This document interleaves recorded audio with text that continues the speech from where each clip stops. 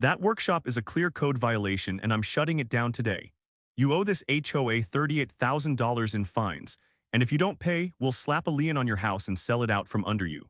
That's what Kenneth Sutherland screamed at me across my driveway at 7:47 on a Saturday morning, his fat face purple with rage as he jabbed his clipboard at the perfectly constructed 24x36 workshop I'd built in my backyard. He stood there in his pink dress shirt stretched tight across his bloated gut, black dress pants straining at the seams, designer sunglasses perched on his sweaty forehead, absolutely convinced he could intimidate me into tearing down a structure that exceeded every building code in the county. I'm Daniel Rodriguez, Chief Building Inspector for Jefferson County, and for 28 years I've been the guy who decides which structures get built, which ones get condemned, and which communities meet the safety standards that keep families alive. What Kenneth didn't know when he waved that $38,000 fine notice in my face was that he'd just threatened to demolish code-compliant construction while standing on property that overlooked his 247-home development. Every single house built with violations so severe they'd require complete evacuation and demolition. What Kenneth also didn't know was that in exactly 14 months, he'd be standing in county court watching a judge sentence him to prison while I red-tagged his entire development, displacing 247 families and bankrupting his criminal construction empire. But right then, with the morning sun glinting off my workshop's professionally installed metal roof and the taste of his threats hanging in the air, I stepped back and hit record on my phone. Because I already knew exactly how this would end. What would you do if some HOA tyrant tried to fine you $38,000 for building code violations while living in a development that violated every safety standard in the book? Where are you watching from? Drop your state in the comments, because this story will show you exactly how one man's arrogance accidentally triggered the largest construction code enforcement action in county history. My name is Daniel Rodriguez, 54 years old, and I've spent my entire career ensuring that buildings don't collapse on the families who live in them. Before becoming Chief Building Inspector 7 years ago, I spent 21 years in the field, climbing ladders, crawling through foundations, and red-tagging everything from shoddy plumbing to structural failures that would kill people during earthquakes. I know every code, every permit process, and every loophole that exists in this county because I helped write most of them. After my wife Maria passed from cancer 2 years earlier, the big family home felt too empty, too full of memories of her laughter echoing through rooms that now felt hollow without her presence. My kids, Alina and Miguel, were grown with families of their own, both following in my footsteps with careers in architecture and civil engineering. I needed somewhere I could simplify my life while still dedicating myself to the demanding work of ensuring public safety through rigorous code enforcement. I wear the same clothes most days when I'm not conducting official inspections. Red and black flannel shirt, gray t-shirt underneath, jeans, tan work boots. Nothing fancy. If you saw me at Home Depot buying lumber, you'd think I was just another weekend warrior working on projects. What you wouldn't know is that I can spot structural defects from 50 yards away, identify code violations that would kill families during natural disasters, and shut down entire developments with the stroke of a pen and my official signature. The house was a modest 3-bedroom ranch in Ridgeline Heights, a newer development about 15 minutes outside Denver that had attracted retirees and working families with its promise of affordable luxury living and mountain views. Ridgeline had seemed perfect when I first toured it. Curved streets with decorative streetlights, houses with attractive stone facades, and an HOA that marketed itself as focused on maintaining property values through reasonable community standards. The marketing materials spoke of quality construction, architectural harmony, and professional management that protects your investment. What I discovered was a criminal construction scheme disguised as a luxury development, led by a man who treated building codes like suggestions that didn't apply to his profit margins. Kenneth Sutherland was 62 years old, president of Ridgeline Heights HOA and, as I would later discover, owner of Sutherland Construction Company, the same company that had built every house in the development. He lived in the neighborhood's showcase property, a $3.2 million custom home that dominated the hillside like a monument to his construction empire, and drove a white BMW that he detailed every Saturday morning like a ritual of suburban success. The man had that particular brand of construction arrogance that comes from years of building houses without proper oversight, treating county inspectors like inconvenient bureaucrats who didn't understand the realities of profitable development. His pink dress shirt was always perfectly pressed despite his considerable gut. His black dress pants creased sharp enough to cut paper, and his clipboard contained enough fabricated violations to paper every wall in his oversized house. Kenneth patrolled Ridgeline Heights in his white golf cart, with HOA enforcement, painted on the sides like some suburban sheriff, documenting infractions with the obsessive dedication of someone whose financial empire depended on controlling every aspect of his residents' lives. The mechanical whir of his cart's electric motor had become the soundtrack of tyranny for 247 families who'd made the mistake of buying homes in his personal kingdom. The workshop project had been my therapy after Maria's death, a place where I could work with my hands, create the furniture pieces she'd always wanted, and find peace in the precision of measuring twice and cutting once. I designed every detail according to the same specifications I used for county building projects, pulled proper permits through my own department, and hired licensed contractors who knew my reputation for demanding perfection. The structure was engineered to withstand seismic activity, properly ventilated for woodworking equipment, and wired with commercial-grade electrical systems that exceeded residential standards. 24 feet by 36 feet, exactly within county limits for residential accessory structures. 8-foot sidewalls with proper foundation footings that exceeded frost line requirements. Metal roof with commercial-grade gutters and downspouts. Every single detail met or exceeded building codes that I'd helped write during my 28 years in construction oversight. Kenneth's first violation notice arrived on a Tuesday morning, delivered with the ceremonial authority of someone who'd never actually built anything himself. Notice of violation, unauthorized structure construction, blazed across expensive letterhead in bold letters that seemed to jump off the page like an accusation.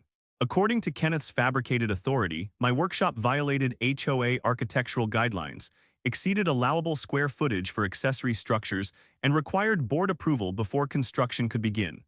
The fine, $500 per day, accumulating until the structure was demolished or properly permitted through his personal approval process. I walked outside with my measuring tape and county inspection checklist, documenting every aspect of my workshop with the same precision I used for official building inspections. The smell of cedar shavings and fresh lumber mixed with mountain air reminded me that some things in life could still be built right, with attention to detail and respect for craftsmanship that honored both safety and quality. But Kenneth's harassment campaign revealed something that made my professional instincts sharpen like a blade. During his obsessive documentation of my violations, I started noticing details about his development that triggered every red flag in my building inspection experience. Foundation cracks in houses less than 3 years old, roof lines that sagged slightly, indicating undersized structural members, windows and doors that didn't quite fit their frames properly, suggesting foundation settling that shouldn't occur in properly constructed homes, driveways with spiderweb cracking that indicated inadequate base preparation or substandard materials. These weren't cosmetic issues, they were symptoms of systematic construction defects that endangered every family in Ridgeline Heights.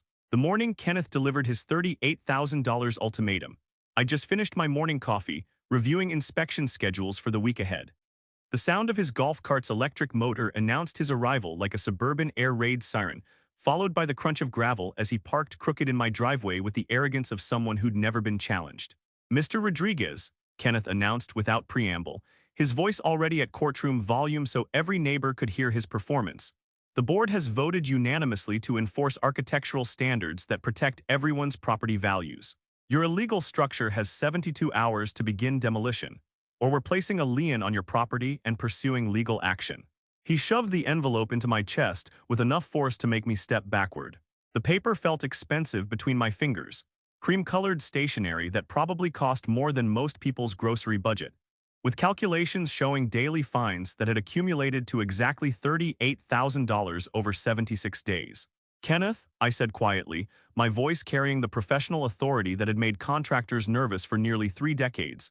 "This workshop meets every county building code and safety standard. I pulled proper permits, hired licensed contractors, and passed every inspection. Your HOA has no authority to override county building codes or demand demolition of legal construction." Kenneth's reaction revealed the true depth of his criminal arrogance. Instead of showing concern about potential legal issues, he stepped closer, his expensive cologne unable to mask the stench of fear sweat that suddenly soaked through his pink dress shirt. "Your little county job doesn't impress me," Kenneth hissed, getting right in my face, his sour coffee breath cutting through the fresh smell of pine lumber. "In Ridgeline Heights, I decide what's legal. Not some inspector with a clipboard who thinks codes apply to everyone." That right there was the moment Kenneth Sutherland sealed his fate. Because what Kenneth didn't know was that the inspector with a clipboard, he just threatened was the same chief building inspector whose signature sat on every certificate of occupancy for his 247-home development. The same development his construction company had rushed through the approval process while I was dealing with Maria's final months in the hospital. I pulled out my official Jefferson County building inspector credentials, watching Kenneth's confident expression crack like cheap concrete as he processed what I'd just revealed. "Kenneth," I said, holding up my badge and county ID, "I'm Daniel Rodriguez, Chief Building Inspector for Jefferson County. My signature is on every building permit issued in this county, including every house in your development. And you just confessed to systematically violating county authority while threatening to demolish legal construction." The silence that followed was beautiful. Kenneth's face went from its usual pink flush to ashen gray as he realized he'd just threatened the one person in Jefferson County with absolute authority over construction safety and building code enforcement.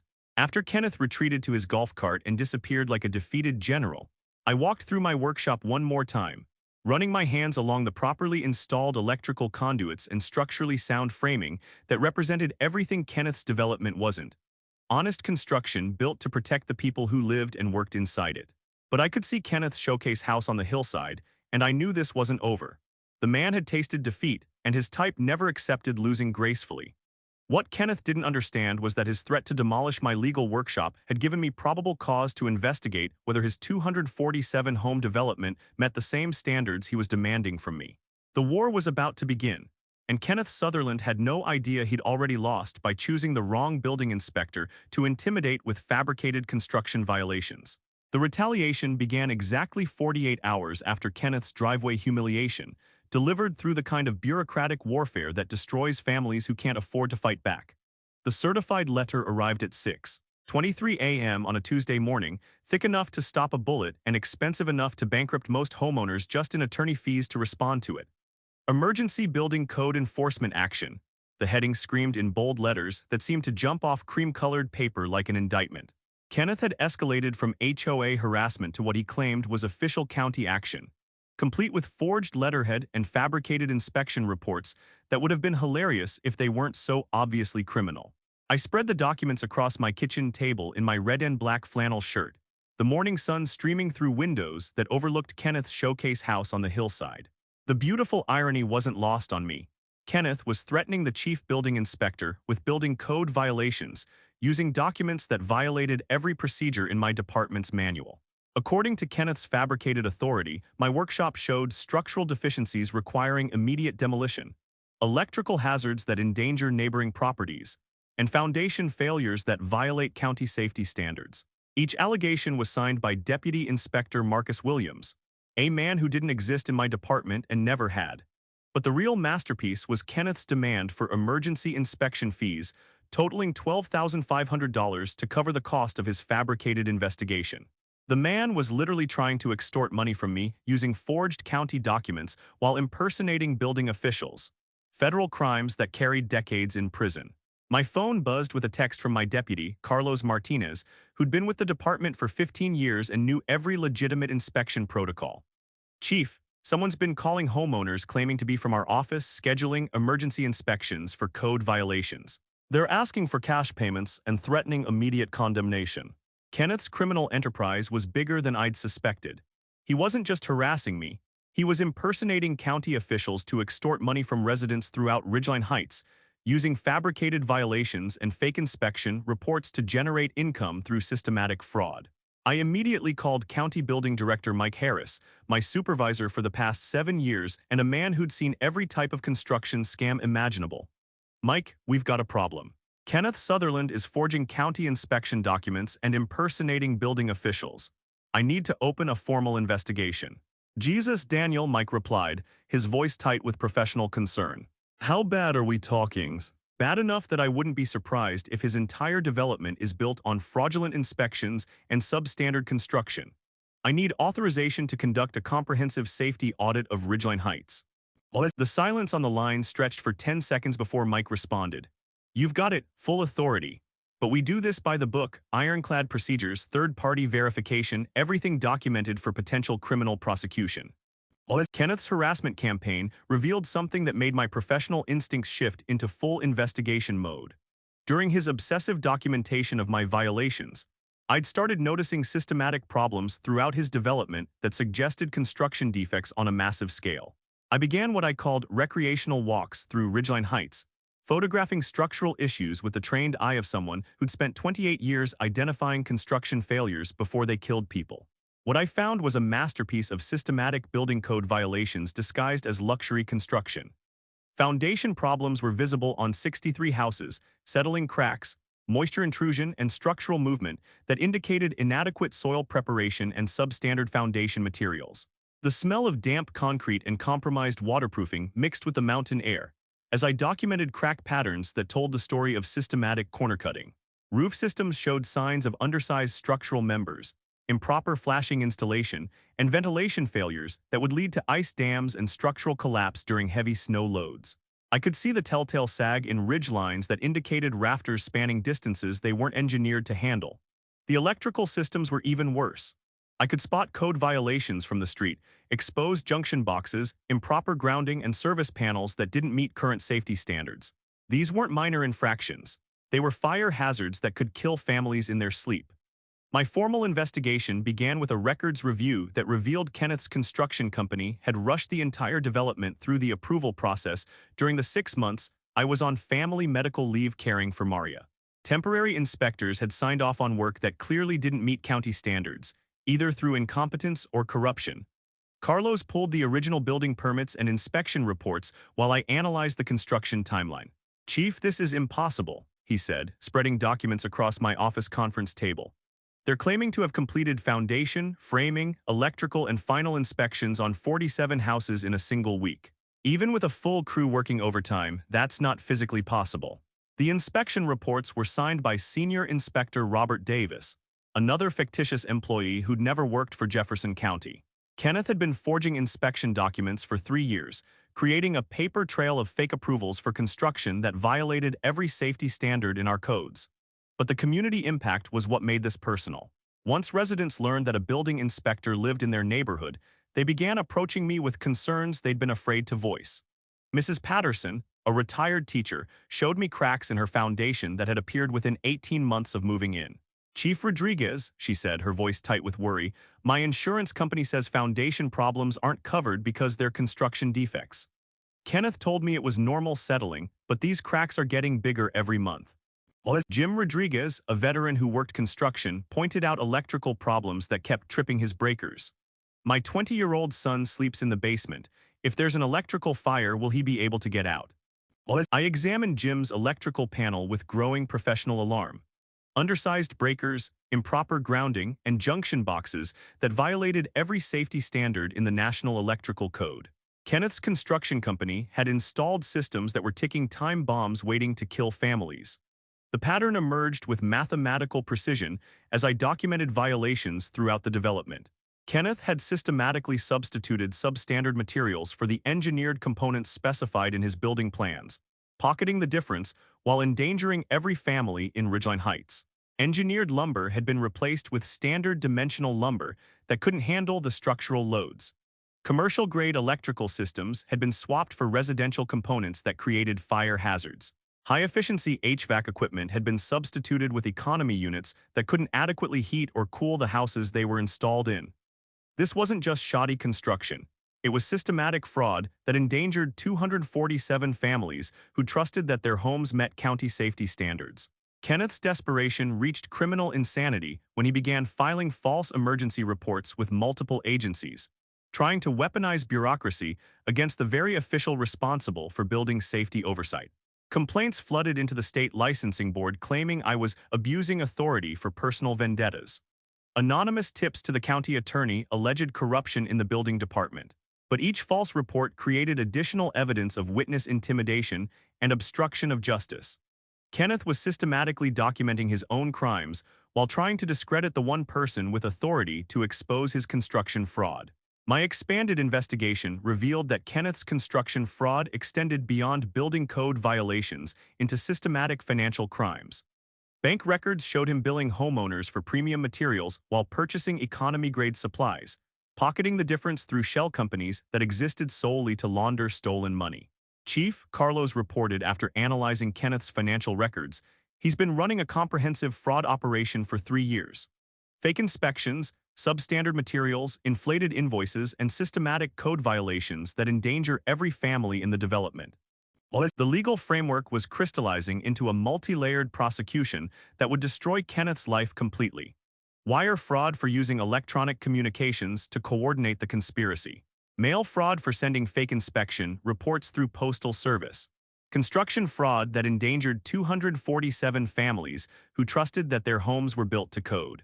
That evening, I stood in my perfectly constructed workshop, running my hands along electrical conduits that met every safety standard while looking up at Kenneth's showcase house on the hillside. Tomorrow, I would begin the systematic building inspection that would expose the full scope of his criminal construction enterprise. Kenneth Sutherland had no idea that his threat to demolish my legal workshop had triggered the most comprehensive construction fraud investigation in county history, or that his 247-home development was about to become evidence in the largest building safety enforcement action Colorado had ever seen. The war was escalating, and Kenneth was about to discover that some battles can't be won with pink dress shirts, fake inspection reports, and construction that endangers families. Kenneth's desperation reached systematic criminal levels the morning he tried to bribe a county building inspector with $50,000 cash to overlook what he called minor construction irregularities in his development. It was 8:17 a.m. on a Thursday, bright Colorado sun already heating the asphalt, when his white BMW pulled into my driveway carrying a briefcase that would become evidence in his federal corruption trial. I watched from my kitchen window in my red and black flannel shirt, coffee mug warm against my palms, as Kenneth approached my front door with the desperate swagger of a man whose criminal empire was collapsing faster than his substandard construction. He wore his usual pink dress shirt stretched tight across his bloated gut, black dress pants straining at the seams, designer sunglasses perched on his sweaty forehead. "Chief Rodriguez," Kenneth announced without preamble, his voice strained with barely controlled panic. "I think we got off on the wrong foot. I'd like to discuss a mutually beneficial arrangement regarding the Ridgeline Heights development." He set the briefcase on my porch table with ceremonial authority, the metallic click of latches opening echoing across the quiet morning air like handcuffs snapping shut. Inside was $50,000 in cash, neatly bundled hundreds that smelled like criminal desperation, and felt like evidence that would send Kenneth to federal prison for decades. "Look, Daniel," Kenneth said, dropping all pretense of professional courtesy, his fat fingers trembling as he gestured toward the money. "We both know construction is complicated. Sometimes inspectors find problems that don't really matter. This is just appreciation for your flexibility regarding minor issues that don't affect safety." The beautiful irony was lost on him. He was offering a bribe to overlook construction defects that could kill 247 families, while talking to the one person in Jefferson County whose job was protecting those families from exactly that kind of criminal negligence. "Kenneth," I said quietly, pulling out my phone to document his confession, "you're offering me money to ignore building code violations that endanger lives. That's not flexibility, that's corruption, and it's a federal crime." Within 2 hours, I had FBI agent Patricia Martinez on scene and the largest building inspection operation in county history mobilized. 12 certified inspectors, 4 structural engineers, 3 electrical specialists, and 2 foundation experts descended on Ridgeline Heights like a federal task force investigating organized crime. The convoy of county vehicles rolling through Kenneth's entrance looked like a military operation designed to protect public safety through systematic code enforcement. Kenneth's white golf cart intercepted us at the development entrance, his pink dress shirt now soaked with panic sweat. We started with Kenneth's showcase house, the $3.2 million monument to his construction empire. Within minutes, the systematic fraud was obvious. Foundation walls poured with substandard concrete that crumbled under minimal pressure. Structural beams undersized by 40%, creating imminent collapse risk during snow loads. Electrical systems installed with aluminum wiring band for residential use since 1972. Chief Rodriguez, Senior Inspector Carlos Martinez reported, his voice tight with professional alarm, "This house should never have received a certificate of occupancy. The foundation alone violates 12 different safety standards. If we get a significant earthquake, this structure will pancake." The smell of compromised concrete and electrical hazards mixed with Kenneth's expensive cologne as he followed our inspection team through his house, his clipboard forgotten as he realized the scope of violations we were documenting. "These are minor cosmetic issues," Kenneth kept repeating, his voice cracking with hysteria as we red-tagged system after system. "Nothing that affects structural integrity, just paperwork problems that can be resolved." But the evidence was overwhelming. Every system in Kenneth's house violated multiple building codes. We opened electrical panels to find undersized breakers, improper grounding, and junction boxes that screamed fire hazard. We examined structural members and found load-bearing walls missing critical support elements. We tested foundation concrete and watched it crumble like chalk. House after house revealed identical patterns of construction fraud. Kenneth's construction company had systematically substituted substandard materials for engineered components, installed systems that violated safety codes, and forged inspection documents to hide violations that endangered every family in the development. Mrs. Patterson met us at her door, thin and anxious but determined. "Come in, Chief. I don't know what any of this means, but something's wrong in this house." Within minutes in her basement, we found foundation cracks 3/16 of an inch wide and growing, classic signs of structural failure in a 3-year-old house. Jim Rodriguez, the veteran who worked construction, had been building his own case against Kenneth for months. His binder contained photos, videos, and detailed logs documenting every construction defect Kenneth had dismissed as normal settling. "Chief Rodriguez," Jim said, his voice trembling as he handed me his documentation, "I knew something was wrong. I tried to tell him, he just laughed at me." By noon, we'd red-tagged 47 houses for immediate evacuation due to imminent safety hazards. The sound of families packing emergency bags mixed with the mechanical whir of Kenneth's golf cart, as he desperately tried to convince residents that county inspectors were overreacting to minor issues. The federal investigation expanded when Agent Martinez discovered Kenneth's systematic document forgery operation. He'd been creating fake inspection reports, forging county signatures, and filing fraudulent certificates of occupancy for 3 years. Each forged document was a separate federal crime, and Kenneth had committed 847 of them. Kenneth's final act of desperation came when he called a press conference, standing in front of news cameras in his pink dress shirt, declaring that Ridgeline Heights was built to the highest standards and that evacuation orders were government overreach designed to destroy property values. The beautiful irony was that Kenneth's press conference was broadcast live, while county inspectors continued documenting construction violations that proved every word he said was a criminal lie. By the end of the second week, my team had red-tagged 117 homes in Ridgeline Heights. The sight of those bright red, condemned notices flapping in the mountain breeze was stark testament to Kenneth's criminal negligence. Families were being forced to evacuate homes they'd poured their life savings into, their dreams shattered by a man who valued profit over human lives. That evening, I stood in my perfectly constructed workshop, surrounded by tools and materials that met every safety standard, looking up at Kenneth's condemned showcase house on the hillside. Tomorrow would bring the systematic demolition of his criminal construction empire, and the beginning of justice for 247 families who'd been betrayed by a man they'd trusted with their safety. Kenneth Sutherland had no idea that his attempted bribery and systematic construction fraud had triggered the most comprehensive building safety prosecution in Colorado history, or that his 247 home development was about to become evidence that would send him to federal prison for decades. The war was nearly over, and Kenneth had lost by choosing the wrong building inspector to corrupt with cash and criminal construction practices. The federal takedown began at exactly 6:47 a.m. on a crystal-clear Tuesday morning, when 23 FBI agents and federal marshals executed simultaneous search warrants across Ridgeline Heights with the precision of a military operation designed to dismantle organized crime. I stood on my front porch in my red and black flannel shirt, coffee mug steady in my hands, watching 4 black Suburbans roll through the neighborhood entrance in tight formation, followed by marked police cruisers and specialized construction fraud investigation vehicles that gleamed like instruments of justice in the bright Colorado sunrise.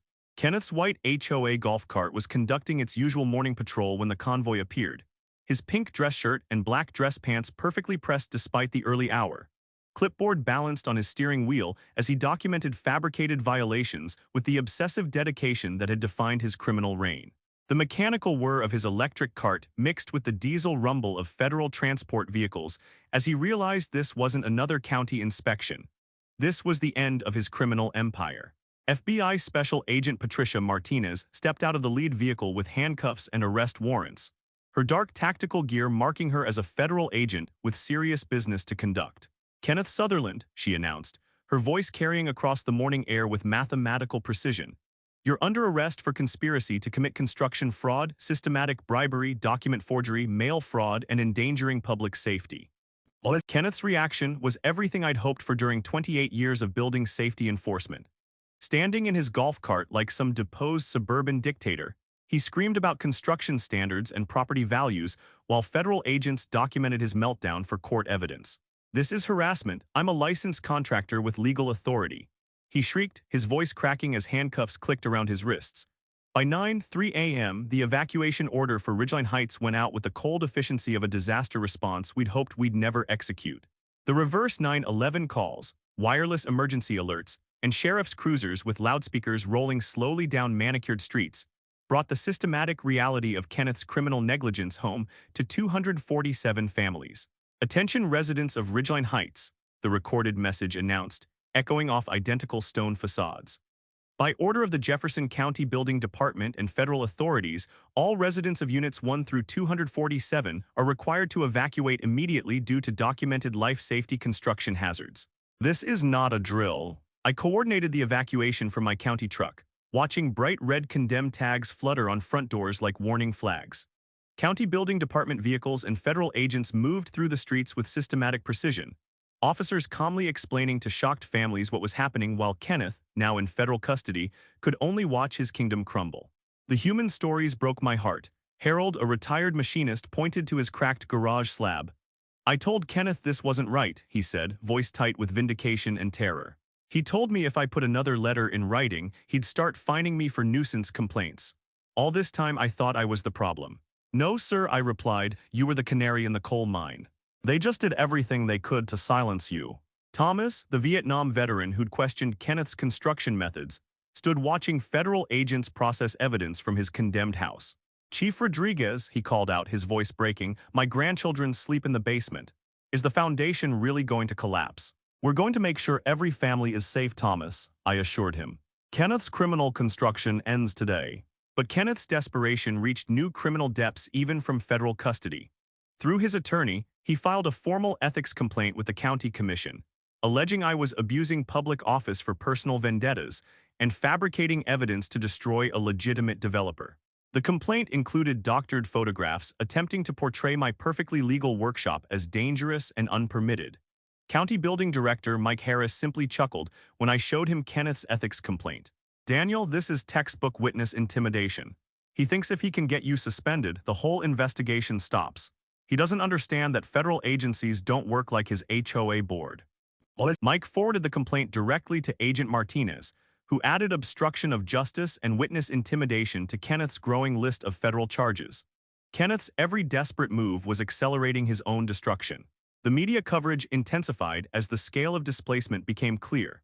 Channel 7's investigative reporter Jessica Chen documented families in emergency shelters at the local high school, their dreams of affordable luxury shattered by Kenneth's systematic fraud. The footage of moving trucks and crying children became national news, transforming Kenneth from successful developer into the face of construction corruption. Kenneth's final act of criminal stupidity came through his attorney's office, a mass mailing to every displaced family announcing a new HOA bylaw. Any homeowner whose property has been condemned by external authorities will be immediately assessed a $100,000 community impact fee to cover diminished property values caused by their noncompliance. The audacity was breathtaking. Kenneth was trying to extort money from families he'd already victimized through construction fraud. But this mailing, sent through the U.S. Postal Service, became critical evidence for federal mail fraud charges, adding years to his eventual sentence. Agent Martinez's investigation revealed Kenneth's criminal enterprise extended far beyond Ridgeline Heights. His construction company had built substandard developments across 3 states, using the same pattern of fraudulent inspections, substandard materials, and systematic code violations. His son Marcus Jr., who ran Sutherland Construction Company, was arrested for wire fraud and conspiracy. 2 former county inspectors who'd taken bribes during my medical leave were also indicted. The federal courthouse in downtown Denver became the stage for Kenneth's complete humiliation, as Magistrate Judge Harold Williams denied bail with judicial authority that made construction criminals realize their suburban kingdoms couldn't protect them from federal consequences. Kenneth stood before the bench in his orange jumpsuit, his pink dress shirt and black dress pants replaced by the harsh reality of federal custody. "Mr. Sutherland," Judge Williams announced, "you systematically endangered 247 families through construction fraud that violated every building safety standard designed to protect human life. You used forged inspection documents to hide violations that could have killed entire families. This court considers you a danger to public safety. Bail is denied pending trial. The U.S. Attorney's Office announced a comprehensive indictment.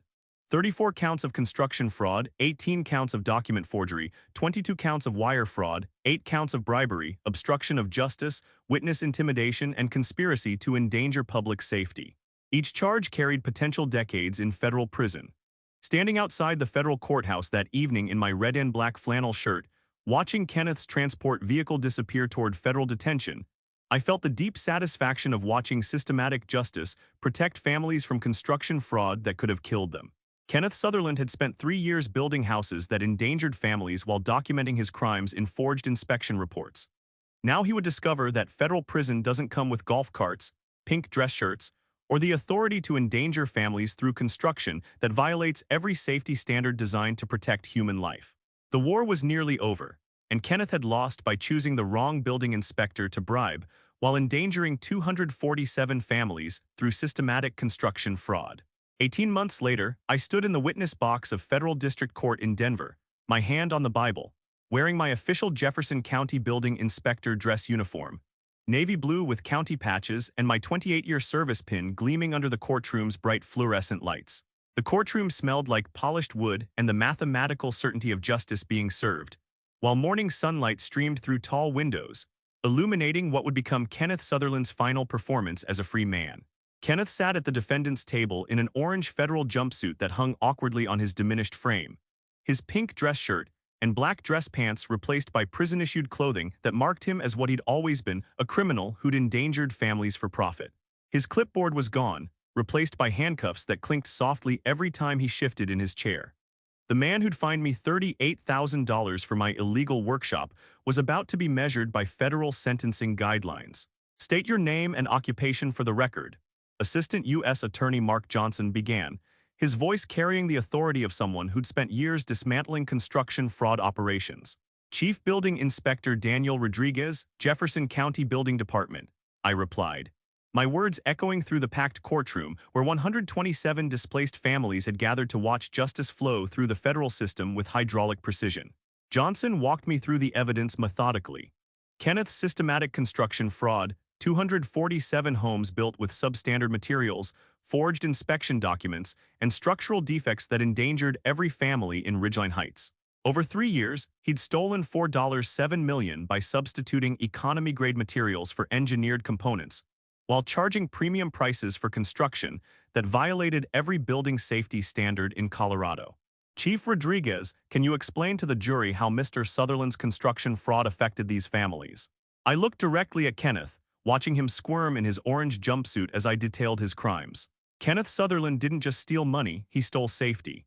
He took families' life savings and built them houses that could collapse during earthquakes, burn down from electrical fires, or flood from foundation failures. He weaponized the construction process against families who trusted him with their most precious investment, the homes where their children sleep. The community impact testimony was devastating. Thomas Green, the Vietnam veteran who'd questioned Kenneth's construction methods, took the stand with quiet dignity that filled the courtroom. "My granddaughter sleeps in that basement," he said, his voice steady despite the emotion. "Chief Rodriguez saved her life by condemning that house before the foundation collapsed. This man gambled with my family's lives so he could put granite in his kitchen." Harold Patterson, the retired machinist who'd tried to warn Kenneth about foundation problems, spoke with tears streaming down his weathered face. "I told him those cracks weren't normal settling. He fined me for harassment every time I brought it up. All this time I thought I was the problem." Jim Rodriguez, who documented electrical hazards that Kenneth dismissed, held up his binder of photos and videos. "I knew something was wrong. Every time I questioned him, suddenly my truck was parked wrong or my fence needed painting." He was silencing people who could expose his crimes. Kenneth's defense attorney, Pierce Morrison from Denver's most expensive law firm, tried desperately to salvage his client's case during closing arguments. "Ladies and gentlemen, construction is complicated. Sometimes inspectors find minor issues that don't really affect safety. Mr. Sutherland was providing affordable housing to working families." The jury's verdict was swift and merciless. Guilty on all 34 counts of construction fraud, guilty on 18 counts of document forgery, guilty on 22 counts of wire fraud, guilty on 8 counts of bribery, guilty on obstruction of justice, guilty on witness intimidation, guilty on conspiracy to endanger public safety. Kenneth's face went from its usual pink to ashen gray as each guilty verdict landed like concrete blocks crushing his criminal empire. Judge Patricia Williams delivered the sentence with judicial precision that made construction criminals realize their suburban kingdoms couldn't protect them from federal consequences. Mr. Sutherland, you systematically endangered 247 families through construction fraud that violated every building safety standard designed to protect human life. You built houses that could have killed entire families, then tried to silence anyone who questioned your criminal methods. This court sentences you to 34 years in federal prison without possibility of parole. Kenneth's reaction was everything I'd hoped for during 28 years of building safety enforcement. Standing in his orange jumpsuit, he screamed about construction standards and affordable housing while federal marshals prepared to escort him to a cell where pink dress shirts and measuring tapes were replaced by the mathematical certainty of concrete walls and steel bars. Your Honor, these people don't understand the realities of profitable development. Kenneth shrieked, his voice echoing through the courtroom as reality crashed down around him. I was providing quality construction at reasonable prices. Minor code issues don't justify destroying families. The courtroom erupted in bitter laughter at Kenneth's pathetic attempt to justify systematic construction fraud as affordable housing. Judge Williams gavelled for order while Kenneth's expensive defense attorney tried desperately to control his client's self-destructive meltdown. The financial reckoning was swift and absolute. Kenneth's entire construction empire was liquidated through federal asset forfeiture. His $3.2 million showcase mansion, white BMW, construction equipment, offshore accounts, everything was seized and sold. The total recovery exceeded $7 million, ensuring every displaced family received full restitution plus relocation expenses and damages. But the real victory was community transformation. The condemned Ridgeline Heights development was completely demolished and rebuilt according to actual building codes by legitimate contractors who understood that construction safety isn't optional. The new development, renamed Safety Heights, became a model of proper construction that attracted families specifically because of its reputation for meeting every building standard. Property values in the rebuilt community increased 43% after construction that actually met code standards, proving that honest building practices attract quality residents while construction fraud destroys communities. Thomas Green became the new community board president, focusing on transparency and safety rather than harassment and control. The federal precedent spread across America like concrete setting properly. United States v. Sutherland became the template for prosecuting construction fraud nationwide, with federal prosecutors citing our investigation in 67 subsequent cases involving criminal builders who endangered families through substandard construction. My role evolved into national leadership of the Federal Construction Safety Task Force, employing 22 building inspectors, 12 structural engineers, and 8 prosecutors who specialized in dismantling construction fraud operations before they could endanger communities. We'd investigated over 300 cases, condemned 1,847 unsafe structures, and sent 43 criminal builders to federal prison. The scholarship fund, established with Kenneth's seized assets, had sent 38 students to engineering school with full funding for degrees in structural engineering, building safety, and construction management.